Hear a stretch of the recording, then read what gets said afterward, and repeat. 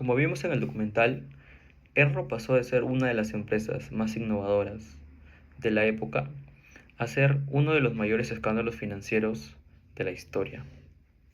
Su crecimiento fue exponencial debido a que en 16 años pasaron de tener 10.000 millones en activos a tener más de 65 mil millones. Este éxito los catalogó en el mercado como una de las empresas a seguir. Sin embargo, el documental nos muestra que detrás de esa fachada o esa imagen existía una cultura organizacional tóxica, debido a que se basaba en la arrogancia y en la obsesión por tener altos resultados financieros. Sus principales líderes, Ken Lay y Jeff Skilling, promovían la idea de que Enron siempre debía ser la empresa más inteligente del mundo. De hecho, ellos eran considerados los tipos más listos de la sala, porque creían que podían superar cualquier regulación y obtener beneficios sin asumir riesgos. Esta cultura organizacional se creó o se fortaleció con un sistema llamado Rank and Yank, que significaba clasificar y despedir, ya que cada año se despedía alrededor del 15% de los empleados debido a que no alcanzaban el rendimiento esperado. El documental también evidencia una competencia extrema entre los mismos empleados, debido a que solamente priorizaban los resultados económicos para poder conservar sus puestos y así obtener mayores bonificaciones. Bueno, realmente estas personas no evaluaban si sus ingresos o sus ganancias eran sostenibles con el tiempo o si estaban utilizando prácticas éticas. Simplemente ellos realizaban estas prácticas, ¿no? Ya que su objetivo era obtener utilidades altas y utilizaban métodos poco transparentes. Incluso cuando se aparecieron los primeros indicios de irregularidades, eh, puede ser el ejemplo del Valhalla de 1987, la alta dirección decidió mantener a los trabajadores que estaban responsables en ese momento, ¿no? ¿Qué nos demuestra esta situación? Nos demuestra que el error no fue íntegramente contable, sino también fue parte de la cultura organizacional, ya que cuando una organización prioriza exclusivamente el beneficio económico, aumenta el riesgo de que la información financiera no sea la más exacta y que sea manipulada para poder así satisfacer las expectativas del mercado. Ahora bien, ¿qué relación tiene la NIF 10 con esto, no? Si bien es cierto, la NIF 10 no regula el comportamiento ético de las empresas, lo que sí que busca es que los estados financieros representen íntegramente la realidad económica del grupo empresarial. La norma parte de la idea de que los usuarios deben conocer la información financiera en su etapa verdadera y no una imagen construida para poder así poder aparentar mayor solidez. En el caso de Enro, la cultura organizacional favoreció principalmente lo contrario, ¿no?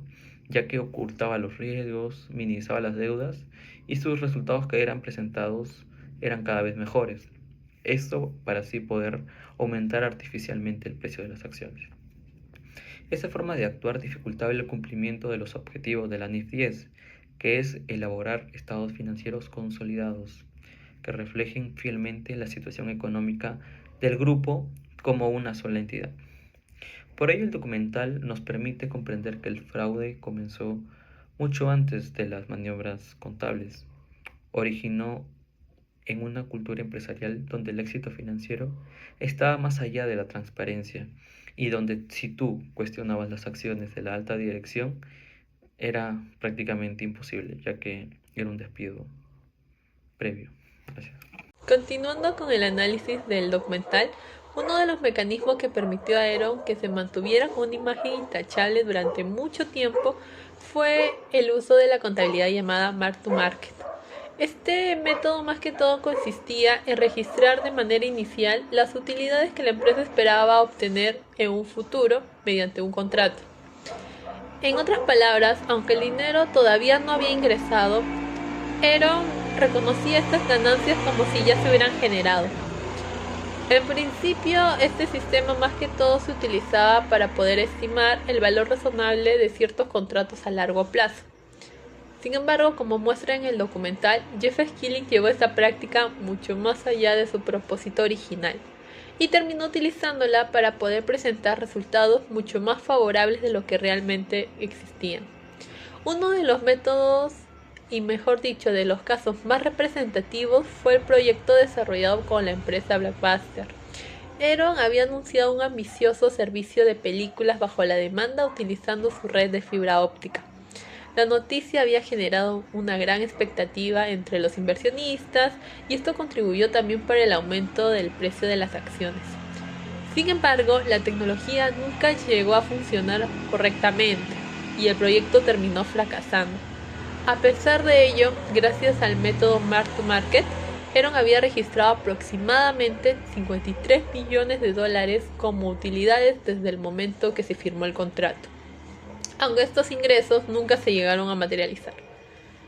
En consecuencia, los estados financieros mostraban ganancias que estaban basadas únicamente en expectativas futuras. El documental también incluso mencionaba que Jeff Skilling lo llamaba a este procedimiento como contabilidad de valor futuro hipotético, una expresión que reflejaba cómo las proyecciones terminaron presentándose como si el resultado ya se hubiera obtenido. Como consecuencia, Enron reportaba año tras año cifras muy positivas. Esto fortalecía bastante la confianza de los inversionistas, incluso impulsaba el precio de las acciones y permitían que varios ejecutivos vendieran sus participaciones con el fin de obtener ganancias millonarias antes de que la empresa colapsara. Y ahora bien, ¿qué relación tiene con la NIF 10? Si bien es cierto, Martin Market está más relacionado a las normas de reconocimiento y medición inicial, sin embargo, en la NIF 10 aporta un elemento clave. Exige que todas las entidades que estén bajo el control de una empresa se incluya en un único estado financiero consolidado. ¿Y esto por qué es importante? Porque cuando una empresa consolida correctamente todas las entidades que controla, es mucho más difícil trasladar pérdidas a otras compañías dentro del grupo o mostrar únicamente información que beneficie a la empresa principal para dar una mejor imagen de su desempeño. En este sentido, la NIF 10 busca que los estados financieros reflejen la realidad económica de la empresa en su conjunto. Para ello exige incorporar tanto los activos, pasivos, ingresos y gastos de todas las entidades controladas, ofreciendo una imagen mucho más completa y transparente. Por ello, aunque la NIF 10 solo impide que la empresa utilice el método Mark to Market, sí ayuda a reducir la posibilidad de ocultar pérdidas o presentar una situación financiera que no refleje fielmente la realidad del grupo económico. Siguiendo con el análisis, otro de los momentos más fuertes fue la manipulación del mercado eléctrico en California, ya que en ese tiempo el Estado había abierto parte de su mercado de energía con la expectativa de generar más competencia y bajar los precios. Sin embargo, Enron aprovechó las debilidades de ese sistema para obtener grandes beneficios. Como vimos en el documental, nos muestra que los operadores de Enron desarrollaron estrategias con nombres como Death Star, Ricochet o Fat Boy, que buscaban crear una escasez artificial de electricidad, que esto quiere decir que desviaban temporalmente la energía fuera del estado para luego venderla a precios mucho más altos. O también simulaban congestiones en líneas de transmisión para cobrar pagos extras sin dar realmente el servicio. Además, algunas centrales eléctricas eran retiradas del mercado con el argumento de que estaban en mantenimiento, cuando en realidad podían seguir funcionando. Al bajar la oferta de energía mientras la demanda aumentaba, los precios se incrementaron de forma muy exagerada. Y con esto, California enfrentó apagones, aumentos muy altos en las tarifas eléctricas y pérdidas económicas de miles de millones de dólares. También uno de los puntos más preocupantes que vemos en el documental es la actitud de los operadores, ya que mientras millones de personas sufrían las consecuencias de los cortes de electricidad, ellos celebraban las ganancias que estaban logrando. Y esto demuestra cómo la presión por generar más llevó a muchos empleados a perder de vista el impacto social de sus decisiones. También vemos que este comportamiento refleja una cultura donde el éxito económico justificaba cualquier acción. Los operadores seguían las estrategias que la empresa les daba sin cuestionar lo que provocaban a la gente. Y a todo esto, ¿cuál es su relación con la NIF 10? Es importante decir que la NIF 10 no controla cómo una empresa maneja su negocio ni prohíbe ciertas estrategias comerciales, pero sí pide que todas las consecuencias económicas que las entidades que una empresa controla aparezcan y sean incorporadas en los estados financieros consolidados. Que esto quiere decir que si las operaciones de una entidad generan riesgos, obligaciones o pérdidas para el grupo empresarial, esos efectos no se pueden esconder solo porque se hicieron a través de otra sociedad. En el caso de Enron, muchas de las operaciones relacionadas con el mercado energético estaban vinculadas con estructuras de empresas complejas que dificultaban saber quién asumió realmente los riesgos. Y para esto la NIS 10 busca evitar este tipo de situaciones al exigir que la realidad económica esté por encima de la apariencia legal. Por esto, la norma fortalece la transparencia financiera, ya que obliga a mostrar la imagen completa del grupo empresarial y no solo de la empresa matriz. Hasta este punto hemos visto cómo Enron manipulaba sus ingresos y aprovechaba las debilidades del mercado. Sin embargo, el mecanismo más importante para ocultar su verdadera situación financiera fue la creación de cientos de sociedades de propósito especial conocidas como SPE. El documental explica que Andy Faso, quien es el director financiero de Enron, diseñó estructuras como Lim, Cheuco y muchas otras entidades cuyo objetivo era retirar activos y sobre todo enormes cantidades de deuda de los estados financieros de Enron. Bajo las normas contables vigentes en ese momento, una empresa podía evitar consolidar una entidad si existía un pequeño porcentaje de inversión de terceros, aproximadamente un 3%. Enron aprovechó esa regla para hacer parecer que esas sociedades eran independientes, aunque en realidad seguía controlando la mayoría de las decisiones. Actualmente, muchas de estas estructuras se analizan bajo el concepto de entidades de interés variable, conocidos como VIE. En estas entidades el control no depende únicamente del porcentaje de acciones, sino de quién tiene realmente la capacidad de dirigir las actividades relevantes y asumir los riesgos económicos. Aquí es donde la NIF 10 adquiere una importancia fundamental. El párrafo 7 establece que los inversionistas controlan una participación únicamente cuando se cumplen 3 condiciones simultáneamente.